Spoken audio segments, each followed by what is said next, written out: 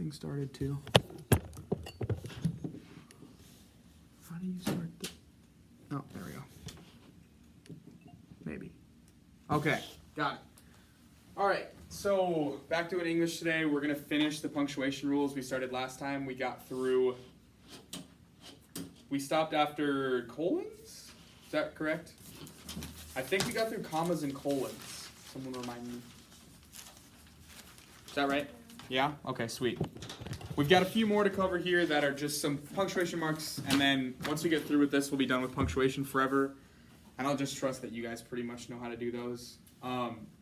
Like I said last time, for this class especially, if we're trying to aim high and score high, these are easy points that you shouldn't leave on the table. All you have to do to get these questions right is know the rule. If you know the rule, you got the question. It's that simple, right? So let's make sure we got these, and then keep looking at them if you need them until you're 100% sure you can get them, and then we'll be all good. Now, the second day of punctuation, we covered the most important rules, which were the commas, right? The commas come up more than any other punctuation mark by a landslide. These other ones I'm going to cover today are kind of more under the radar. The rules might not be so straightforward. So follow with me. If you need more examples, if you need more explanation, say it. Now is the best time to figure this out because I don't want you guys to struggle on these ones, basically. I want you guys to get these because there's other things to worry about for this class that I would rather spend more time on. So if you have a question, just shout it out. Someone else probably has it. I probably didn't do a good enough job explaining that. So you'll help each other out too. Let's all get through these together. Let's start with semicolons. All right, semicolons look like when you want to make a winky face when you're texting someone. It's a dot on top and like a comma on bottom kind of thing. There's really only two rules here that you have to know. There's not really that many ways you can use a semicolon grammatically. I don't even know if I've heard of more than two rules, like, ever. And there's only two that the ACT tests you on, so this might be everything. But the first one is like 99% of the time, if you see a semicolon, it's going to be used like this. And the rule is that it separates independent clauses. So basically, if you want to write next to it, use like a period. Right? It's the same thing. Just going to separate two independent clauses. Now, if you were paying attention last time, which it looked like most of you were, we talked about a bunch of different things that can do this. Right? We talked about, well, periods can separate independent clauses. We talked about how colons can do that too. And now we talked about how semicolons can do that. There's three things that serve the exact same function. Okay, well, what happens when I get to a situation where there's a sentence and it's asking me to pick? Well, should I use a period, should I use a colon, or should I use a semicolon? Which one are you going to pick? None of them, right? Because you can't do that. That's stylistic, right? That's not grammatical. We're editors, we're not authors. I want to emphasize that a lot. Don't pick stuff because it sounds best if it's like not grammatical. You're just an editor right now. You're going to focus on editing what's happening. There's going to be questions that will ask you about style, and we'll talk about those a little bit later, but the question has to ask you about that. Don't just pick stuff that's stylistically good, because that's not your job. But okay, for example, if we have a situation where we have two independent clauses, like I like dark chocolate, I forgot to capitalize. Okay, I like dark chocolate, that's not right, whatever. And then we have another person, and she likes milk chocolate. I think that's right. In this scenario, if we just put two periods, that's completely fine. It could just say, I like dark chocolate, period. She likes milk chocolate, period. That's fine. You could also do this with a semicolon, right?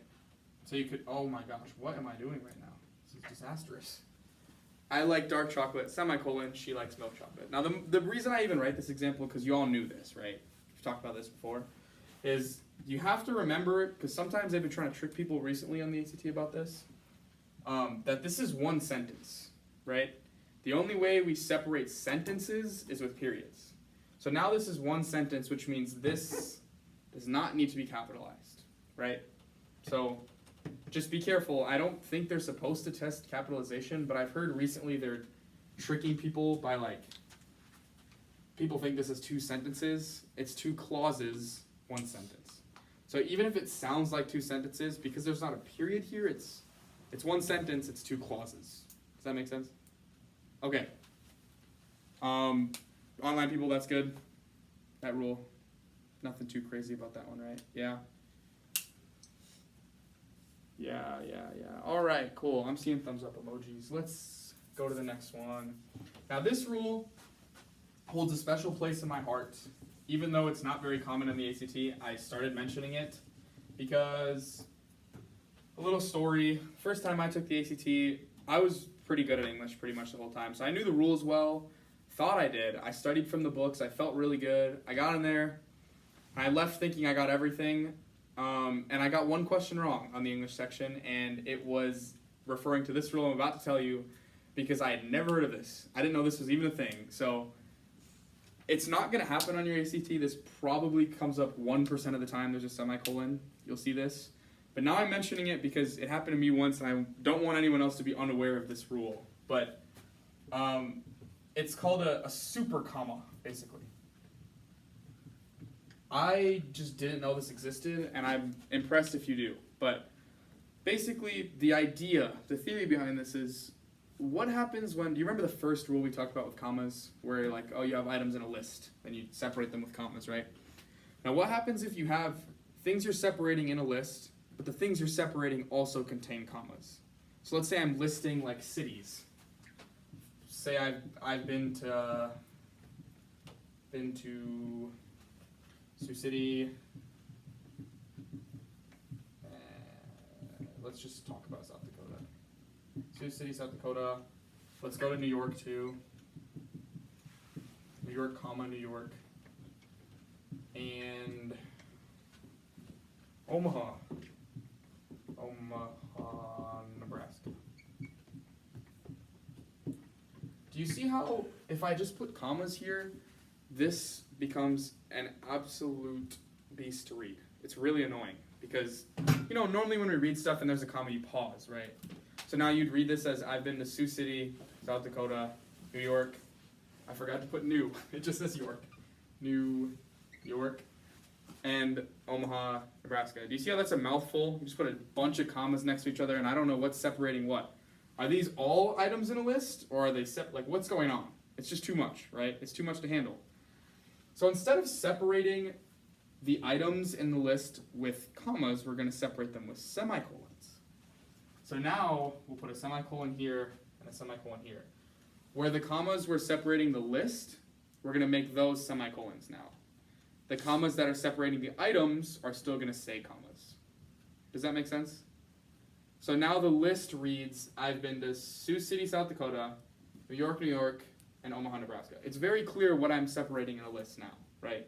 Versus the first time it was a lot of commas, and you don't know what's talking about what.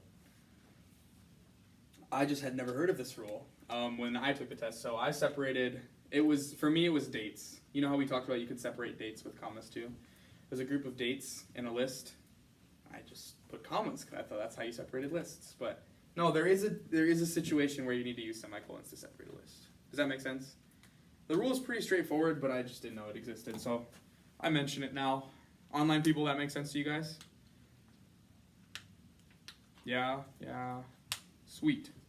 All right, so that's pretty much all you're gonna see with semicolons. 99-ish% of the time it's gonna be the first one. Just putting that out there that this exists. So don't really think about it too much, but okay. That's semicolons, pretty straightforward. Let's talk about apostrophes.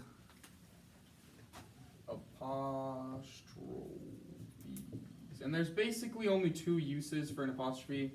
It looks like if you were to take a comma and send it skydiving, it would just go to the top of the page and it looks like that. Like a little upside down comma almost. There's only 2 uses for it. The first one is like contractions when you have a word like can't, or don't, or I'm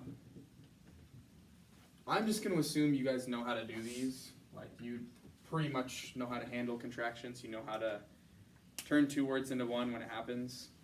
So I'm not really going to mention it, but you should just know that they exist. They're a thing, right?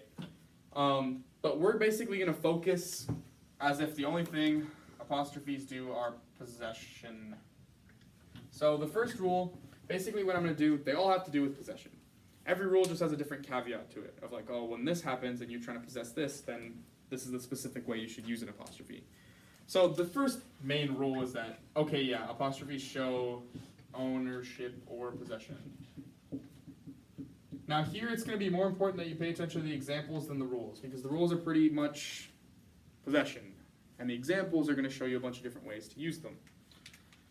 Now, let's start by saying, I want this to be, are you guys old enough for DVDs? Y'all had DVDs when you were little? Okay, I just want to make sure everyone knows what that is. Okay, so let's say I'm a thief and I stole a DVD that belonged to a person named Donna.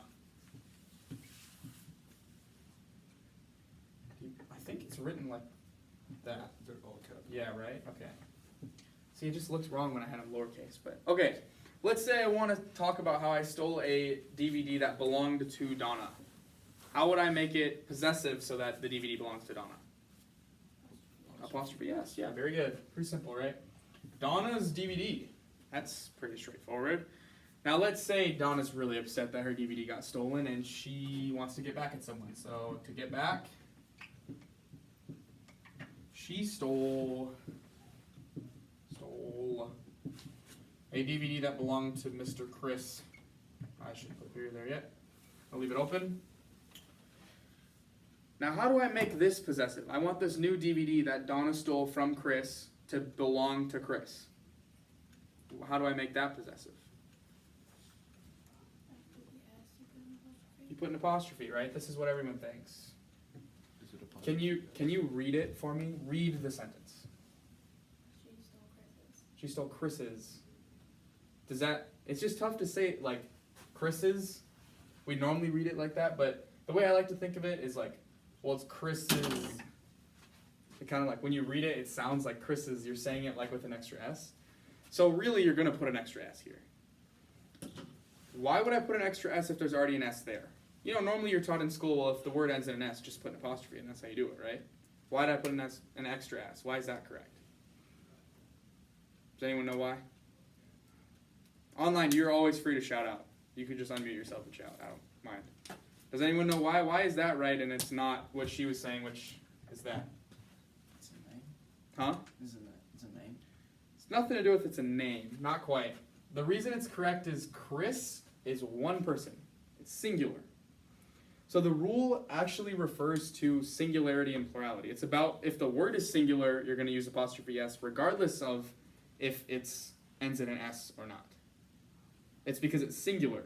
The reason we're taught that rule that like if something ends in an S, then you should put just an apostrophe is because almost all of the time in English, a plural word ends with S, right? Almost everything we do to make it plural, you just add an S on the back of it. So then for the most part, you just put an apostrophe and that's how you do for plural words. Now for singular words, it doesn't matter if it ends in an S, you still have to use apostrophe S. There's a hot debate amongst English-speaking people that make the rules at the Royal Academy of England that do all this stuff. They're arguing about this, and this might change soon, but as of now, this is how the rule is. If singular, it ends in S, you still put apostrophe S. So Chris, you would still write apostrophe S, even if it ends in an S. Does that make sense to everybody? That one's kind of counterintuitive. I know, like, in school you've been taught it's an S, you just put an apostrophe and that's it, right? But this is how they want it to be if it's singular. Does that make sense to everybody? Online, this makes sense? Sweet. So this is one of those examples you kind of can't trust your intuition. You got to know the rule, right? Okay, let's just say I'll write the second rule as plural, basically. So if a word is plural and it ends in S, then you're going to put it just an apostrophe.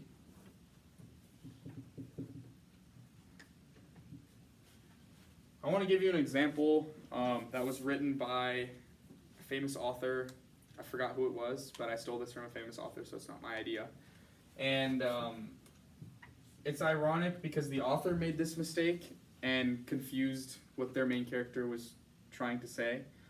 And the editor caught it, which I hope you guys do as well. But I'm just going to leave it up here. I'm going to let you guys think about it, and you're going to tell me what's it's supposed to say. So yeah, okay. We have a Michael. I changed the main character's name, by the way, so it doesn't identify the book, but I don't know even what the book was. But okay, Michael couldn't decide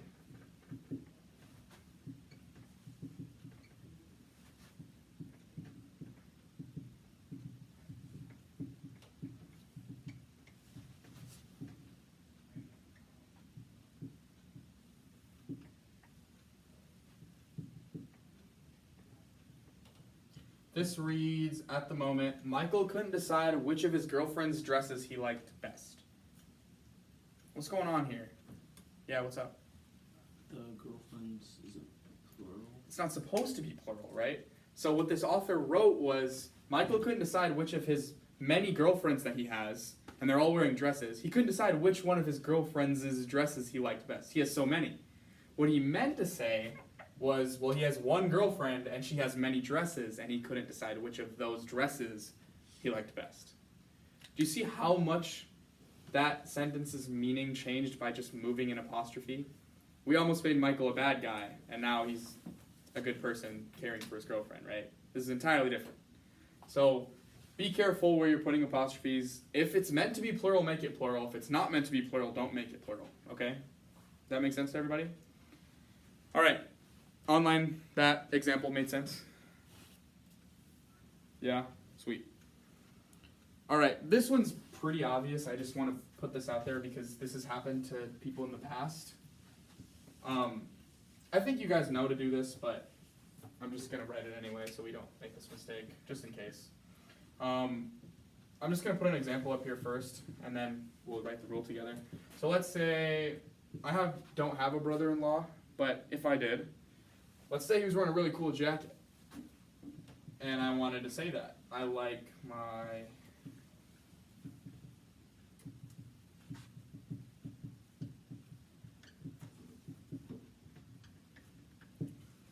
brother-in-law's jacket. What's wrong with that? Too many apostrophes. There's so many apostrophe S. Now, if I were to read this slowly, it says, I like my brother's-in-law's jacket. Kind of silly, right? Like when you read it slow, we all know that's not supposed to be that way. So when you have a hyphenated word like this, and we'll talk about hyphenated words later today, but when you have a hyphenated word, the apostrophe S only goes on the last word. You don't need to say it in every single word. So now it reads, I like my brother-in-law's jacket, not my brother's-in-law's jacket, right? Make sense? That one's pretty straightforward, right? You don't really need to think too hard, but online that makes sense? Yeah, sweet. All right, last example. Now this one is relevant. This is gonna, I didn't even write the rule up. Sorry, I'll just write this here in case, but actually, did everyone write it down themselves? Does everyone understand this? They wrote down the rule. Online? Good? You phrased this yourself? Okay. Forget it then. We'll just skip past it. Fourth rule. This one's important. This comes up very often and people love to mess this up. Remind me of you two names. Jack. You're Jack and you're Ben. Jack and Ben. I used you guys last time too, right? Okay, whatever. Okay, so let's say we're in a situation where my two friends here, Jack and Ben, are roommates and they live in this wonderful house and they threw a huge party and their guests are really excited about it and they want to say that. So they're saying, in this situation, let's keep in mind, we're going to vote at the end of this, so no one say anything yet. But I'm going to give you two situations. The point here is Jack and Ben live in the same house. They are roommates. Keep that in mind when you're voting. Okay.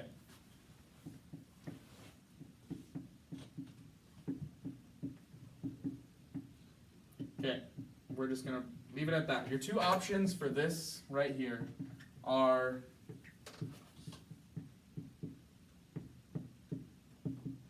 like that, or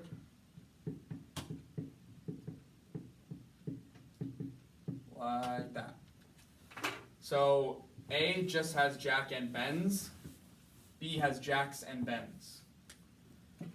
I'll give you like 10 seconds to think about it, and then we're going to take a vote. And I need everyone to vote. No one's copping out. We're all voting. This is how we get better. It's okay if you don't know, but you got to vote.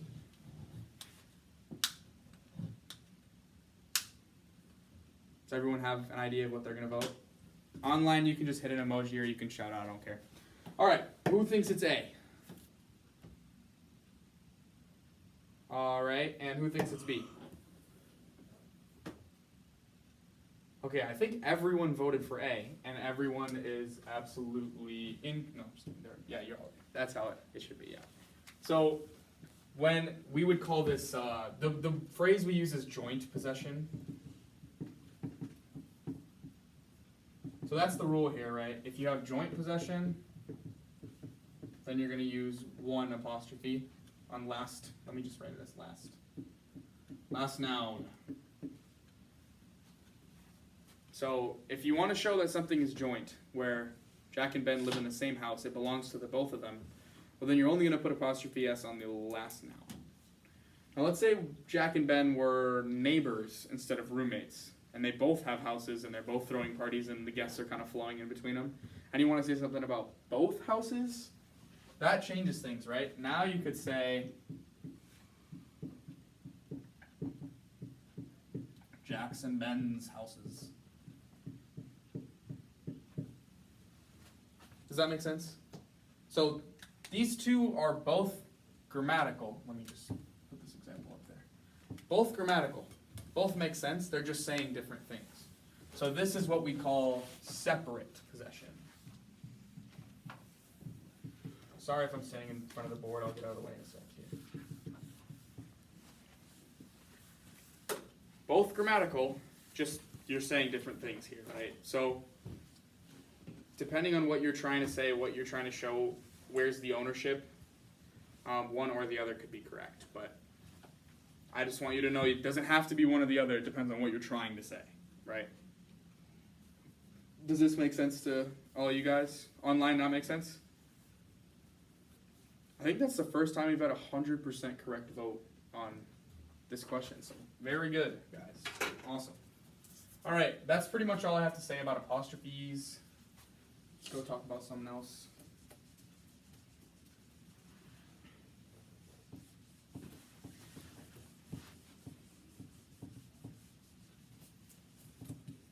Okay, that's apostrophes. Let's do dashes. Dashes and hyphens are different. Let me just say that in front of everybody first so you all know. Dashes and hyphens are not the same thing. They look similar, not the same thing. Dashes are really, really long. They're like, I'm just going to exaggerate a little bit, but they're like a big long break. And a hyphen looks like that. It's really small. It's like a minus sign. And a dash is like a big old block and stuff. But there's pretty much only two scenarios that dashes are going to come up. From my experience, I would say the first one is about 75 to 80% of the time. I would say it's the first rule. A little bit less. You'll see that second rule that I'm going to explain. You probably have heard of the first one, maybe not of the second one the way it's described. So, but I'm just telling you the first one's more frequent. So pay attention closely to the first one. This is important. Okay, dashes can set off non-essential or interrupting phrases or clauses. Phrases. Let's say clauses. I'll explain why I said clauses in a second. But dashes can set off non-essential interrupting clauses. Now, if you guys were paying attention last week, that should sound super duper familiar. What does that sound like? A comma. Mm-hmm. Sounds a lot like a comma hug. So this you actually can call a dash hug. Super duper similar. Now, what's different about it? We'll just quick note those things down. Different from comma hug. There's two things that make it primarily different. The first thing is that this is more emphatical. That's quite silly to say, but I'm just going to say it's more emphasis. More emphasis. So basically when you have a situation where you're trying to, there's something non-essential going on and you really want to break something, you break the momentum of the sentence, you use a dash instead of a comma. It's more emphatical, basically. So if something feels emphatical, it's more it's just obviously more emphatical, actually. On the ACT, and you have a dash hug and a comma hug, you're going to pick the dash hug, right?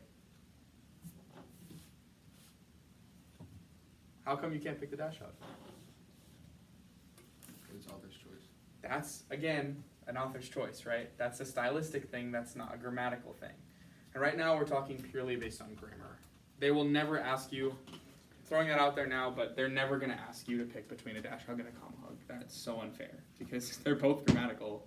So it's not fair. They won't do that to you. But I'm just telling you, again, that's an example of an author's choice, right? It's not. Now the second point is grammatical. Then I'm going to explain the difference here.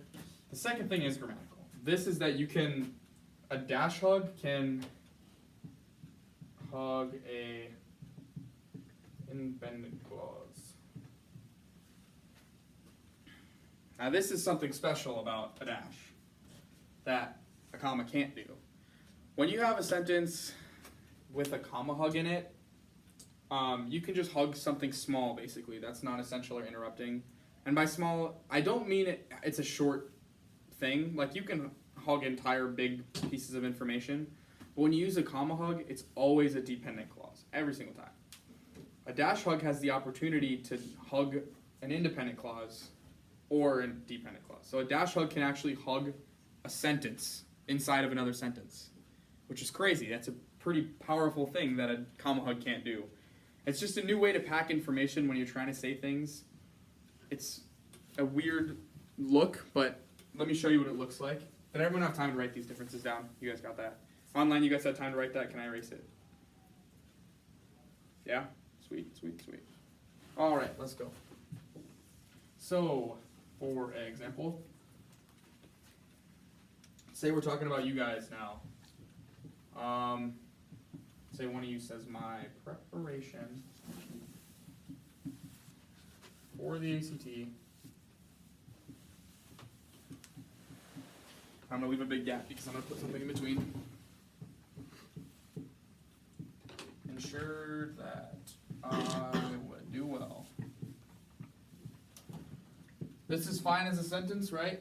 My preparation for the ACT ensured that I would do well. That's fine. Now let's say we have a situation where I want to put, well, what is that preparation? What even is that? Let's say the preparation is that I did what the tutors told me to do.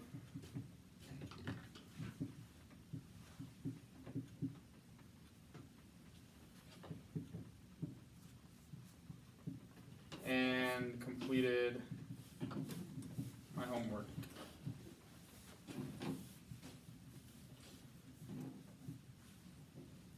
That's a whole sentence by itself, right? So if you try to read this right now, it would give you an aneurysm. There's too much going on, right? This is an entire non-essential sentence. It's not a non-essential phrase anymore. This is a non-essential independent clause. This is a sentence. So that means we have to use dashes and not commas to hug this huge thing.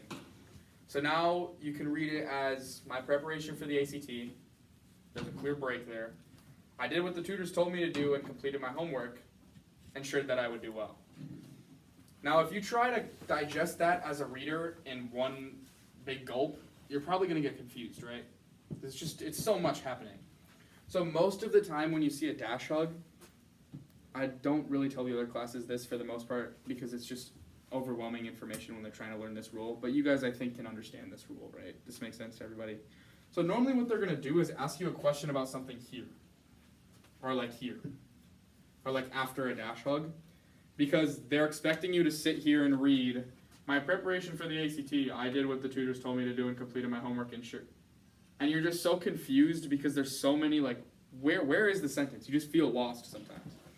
My recommendation is anytime you get a comma hug or a dash hug in a sentence, and it's not, excuse me, and it's not being asked about, just cross it out. So in my head, or even with your pencil, just do this and cross this whole thing out. So now if you're trying to digest the sentence, it's very easy to understand. Now it reads, my preparation for the ACT ensured that I would do well. Well, now if there's something agrammatical, I'm going to be able to pick it up super easily, right? But if you try to digest the whole thing at once, it gets really overwhelming. So when you have situations where dash hugs are there and they're not being asked about, just get rid of them and try to read the rest of the sentence. Does that make sense? This is something that's going to save you a lot of minutes and a lot of like panic and oh my god, what's going on?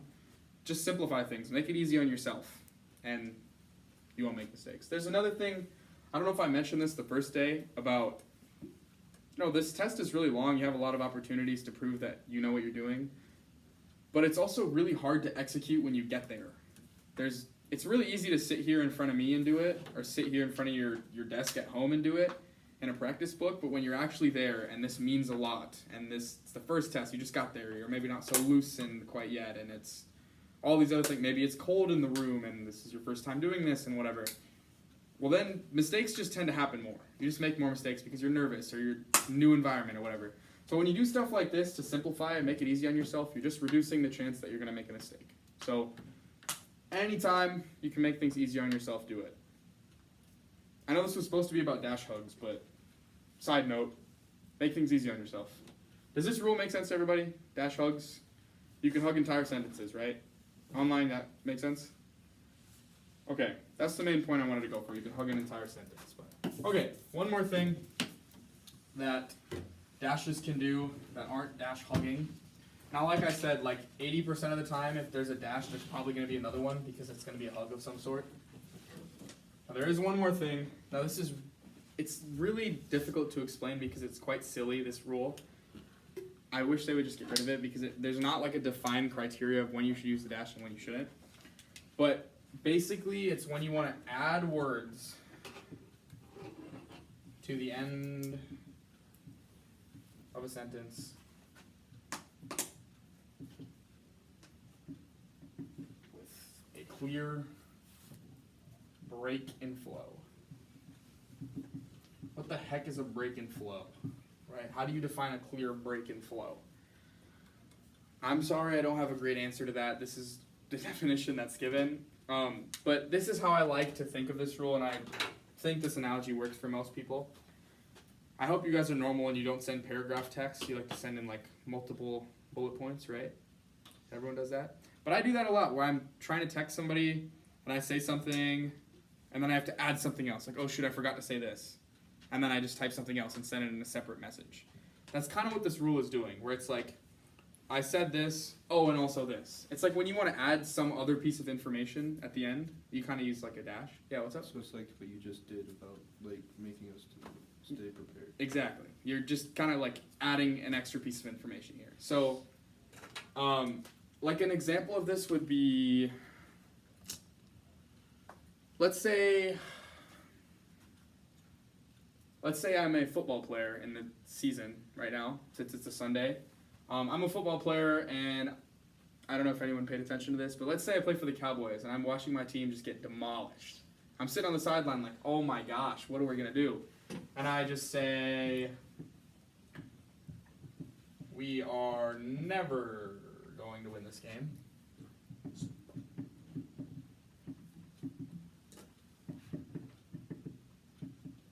And that's my whole thought. That's what I'm thinking. Well, we're never going to win this game. Maybe I'm an evil person and I just thought of an idea. Well, we're never going to win this game unless I hurt their best player. So now that thought just came to my head, right? So let's say I just want to add more to the end of the sentence. And I just say, unless their best player gets hurt.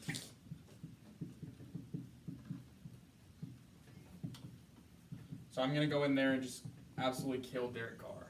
And that's how we're going to win this game. So, do you see how I had a clear thought, and then, oh yeah, and also this. Do you see how what that flow feels like? So there was a clear break in flow here where like, this is the end of my thought. Oh yeah, unless this happens. So, the way I think of it, I like to call this the oh and rule. Where it's like, something just happened, and this is the end. Oh, also this. Does that make sense to you guys? I know it's like, it's not like a clear defined way to explain this, but I hope most of the time when you get to it, it's a clear break at the end of a thought. Oh, and this also. Does that make sense online too? Does it have to be an independent or dependent clause, or Do you mean the before or after the dash? the second part? The second part, it doesn't matter. It can be independent or dependent. Yeah. Good question. Very good question. I forgot to change that number too. I'm really struggling today, guys. I'm sorry. All right. Those two rules are everything I have for dashes. Last punctuation mark. This one's pretty straightforward. All these rules that I've given you so far, for the most part, you kind of have to think about them. You have to apply them in different situations and stuff. Well, hyphens don't exactly work like that. Hyphens are about as cut and dry as they get. If you know the rules, you're going to get every single question right. It's very, very simple. Hyphens are short. Dashes are long. Hyphens are short. They're like little tiny dashes. Think of like a half dash. It probably looks like a minus on your keyboard.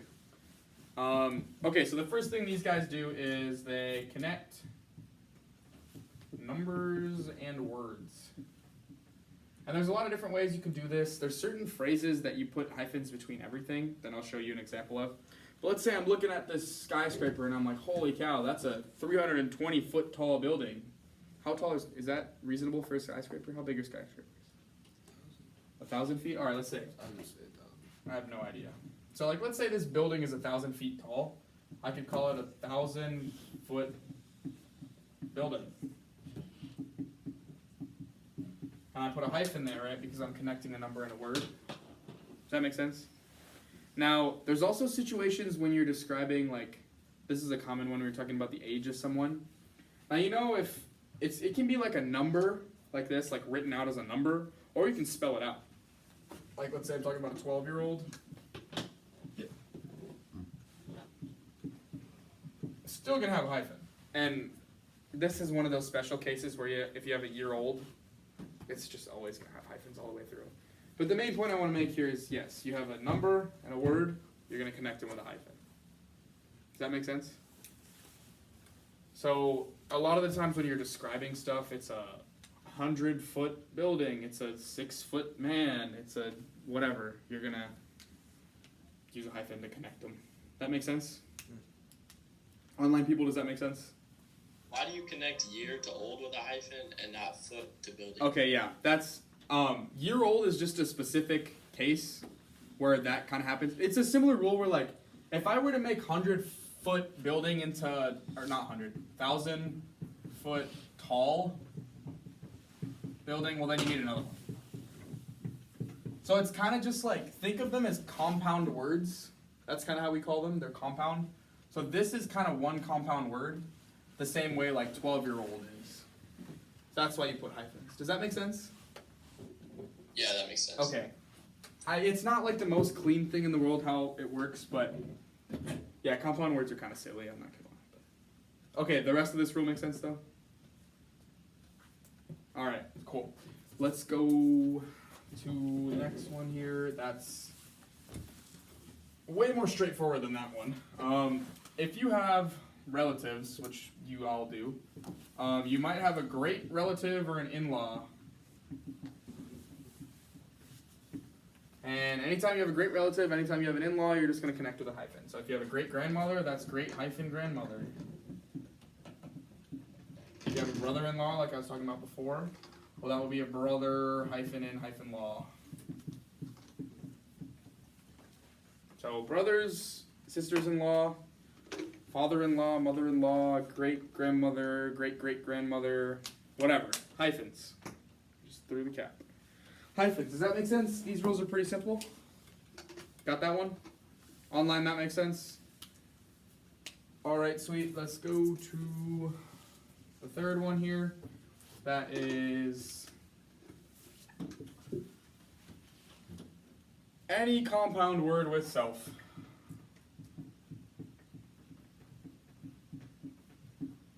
There's about 1 million of these, so I'm not actually going to tell you them all, but I'll give you some examples. When a word starts with self, it's almost always a compound word. So for example, you have like self self-directed. If someone's self-directed, they direct. I don't know. No, it's definitely like that. Directed. Or maybe they have low self-esteem.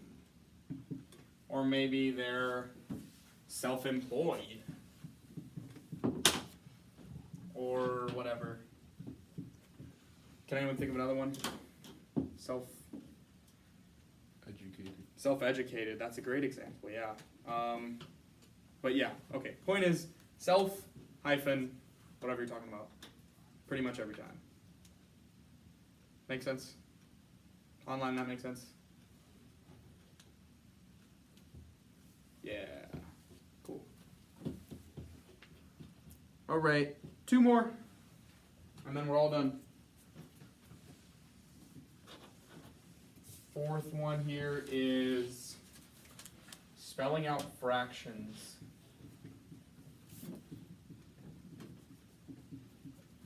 I don't know how many of you will go on to become science students in college, but the rules change a little bit when you read scientific papers. But the type of literature that comes onto a ACT test, fractions will always be written spelled out with a hyphen. So you would say like 2/3. 3 halves. There's just going to be a hyphen to separate, okay, well this is the numerator, this is the denominator. They may also, when you have a really, really big number, like let's say it's like 39 1/1000ths, they may write it with a that's just terrible handwriting, sorry guys. They may write it with a backslash, like that. It's also possible, but like, don't think I've ever seen that on the ACT. I know I've seen these before. I don't think that comes up, but I'm just going to let you know in case it does. But I'm pretty sure this is how it's always going to be with fractions. Does that make sense? Just spell out a fraction. Online, that's good? All right. Last one for hyphens and last punctuation rule. It's a pretty fun one. I like to use these phrases a lot. I don't know if everyone does, but they're combination words.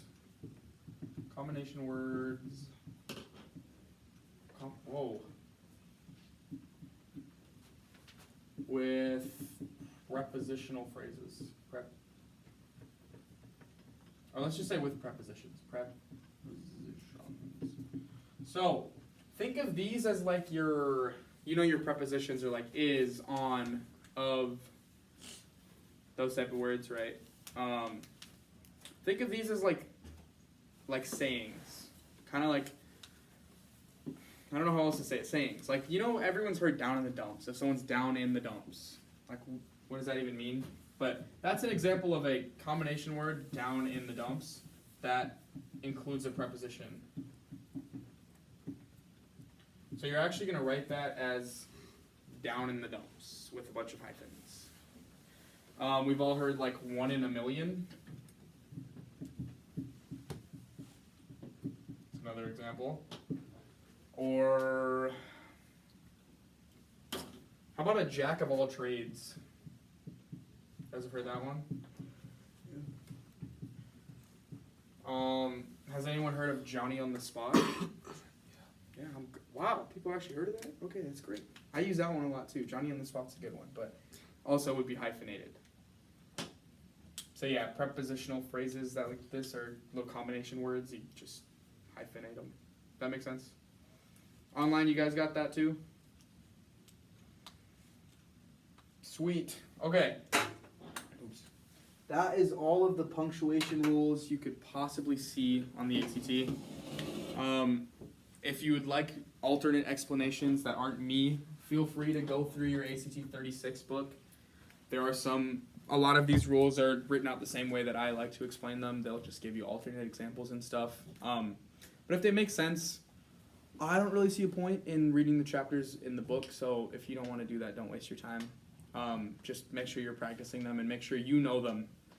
So the responsibility is on you guys. If you feel that you know them, good. If you don't, then keep reading the sheet, keep reading all the notes that you've taken today, and should be pretty good by the end of it. We've got a little bit of extra time. I was planning on just giving you guys a bunch of punctuation examples and like fix this, what's wrong with this, but I feel like you guys pretty much got it. The class seems to have a pretty good grasp on punctuation, so we're not going to do that. I'll just leave this time open to, we're not going to get a lot of time like this, to be honest, like after classes, because I normally go all the way up, but just going to open it up to ask any ACT related questions. They don't even have to be about English. And I'll just tell you guys about study strategies, about different sections of the test, about anything you want to know. So I'll just leave it open to you guys. Does anyone have any questions about the ACT at all? You guys don't want to know anything. There's nothing on this test that confuses you. How much do you guys like to study? Do you guys like study every day? Or like once a week? Or like how much do you guys normally study? Like study for what? The ACT? Oh, like once a week. Once a week? Do you do like practice tests or do you read books or like what do you do? You practice tests. Practice tests, yeah. Is that online? Is that consensus? You guys like once a week-ish, you do practice tests? You feel free to talk. You guys can talk too. It's okay. Yeah? About that? What's up? How do you like prepare for the ACT writing? The writing? Yeah. Okay, that's a good... Is anyone else taking writing? The writing section? I don't know if I'm taking it. I would not take it. It's kind of... the reason it's there is sometimes they get you out of a credit in college. And credits cost a lot of money. A lot of schools, it's like $1,000 each credit. So it can save you a lot of money if you do it. Personally, I have a lot of issue with the way the test is written. The writing test is very weird, the way it's written. But to prepare for it, what grade are you again? Freshman. Okay, yeah, so you definitely know. I mean, I don't even know if it. But- is it a choice if you can take the writing? Yes, or- it's a choice. So when you register for the test, you can register for writing or without writing. And I would say the best preparation for it, and I know you're not going to have this problem, but there's a class, an AP class called AP Language and Composition. If you guys have taken that class, you're already very well versed in how to do the ACT writing. If you haven't, I think, if I'm not mistaken, there are practice tests in the Red Book that you can do. Yeah. I would say the best way to do them is read the prompt, practice the writing, and then have someone else grade it, and then grade it yourself. Okay. So there's going to be like a certain criteria you have to follow. Just know the rubric. You're going to have to make clear arguments, basically like pick a side and then defend your position. Okay. So, yeah, I mean, I didn't find it that hard. I just think it's kind of silly. Is it To very be similar honest. to those AP? It's actually It's like- easier than AP Lang. Have you taken AP Euro?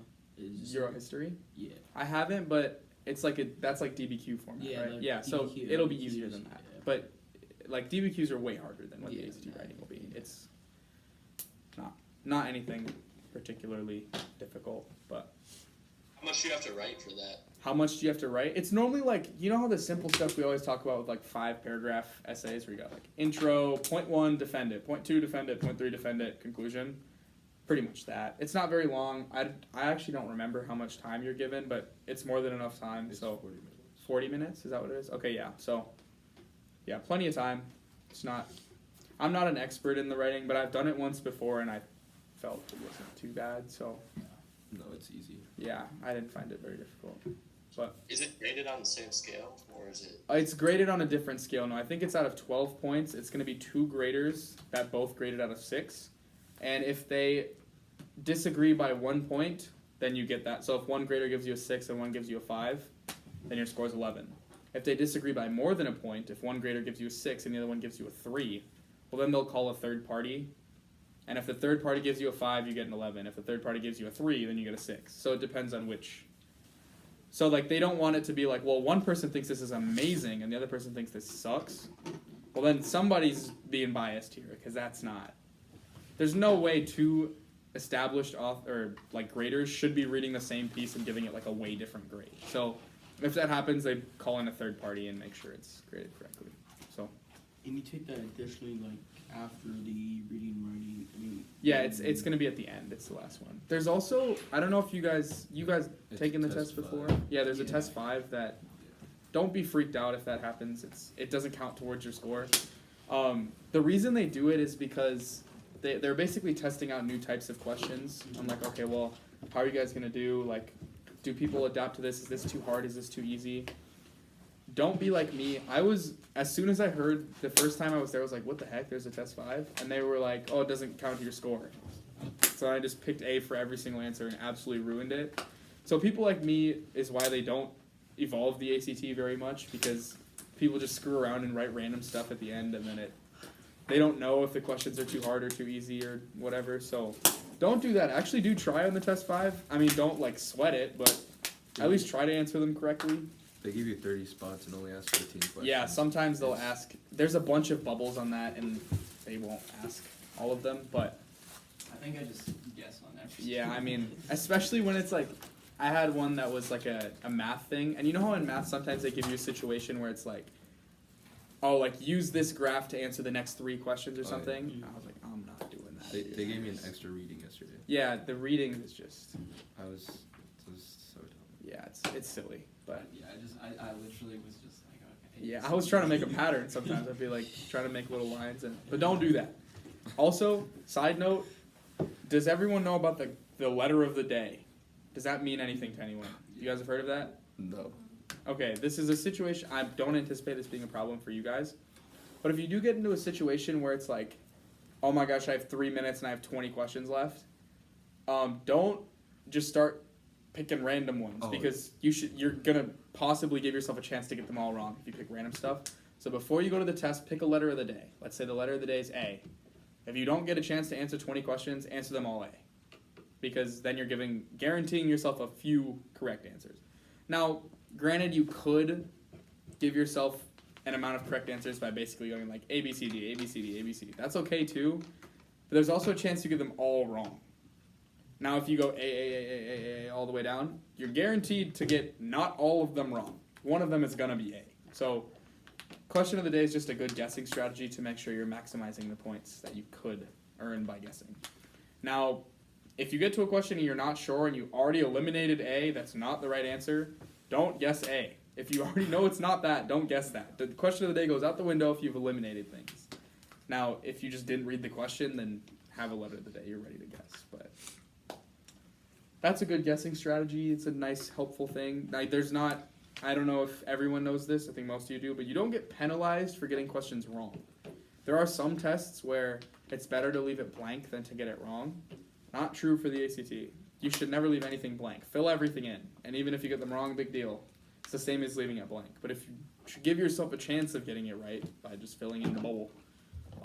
Also, I was going to mention, so you guys that do practice tests for like preparation, I would recommend a few things to make it harder than the actual test so that when you get there it's a little easier. I used to practice, Manoj used to do this like years ago when I was in this class. When we were doing practice tests, he would intentionally crank the AC super low. So it was just absolutely freezing in this room. So it was like you'd be testing like this, or like you'd be wearing multiple layers and stuff. It was horrible. But then when you get to the test, it's actually pretty easy because like, oh, it's not freezing in here. I can just focus. So that's one thing you can do. You can also have a little bit of background noise to bother you. Just test your ability to stay focused, because there's definitely going to be a kid that sniffles in the room, and you're just going to have to deal with that. You can't, there's nothing you can do. Those are some extra things you can do to help yourself be mentally, focused when you're there. And another thing that I would highly recommend when you're practicing is use the bubble sheet. When you get there, you don't get to just circle answers and that's just how it goes. You have to bubble them in. So you have to be prepared to bubble answers. And we'll talk about bubbling and some strategies about that too. In a few lessons later now, once we're doing practice tests, I have a few tips on how to handle. Because I know a lot of your school tests, you guys don't really use bubble sheets, do you? It's normally you answer on the page and the teacher grades that. But no one's trying to sit here and grade a million ACTs because there's so many people in America that take this. So they just use a Scantron, right? So we'll talk about bubbling stuff, but practice with the bubble sheet, I would say. I think that's a helpful way to prepare yourself for what the test's actually going to be like.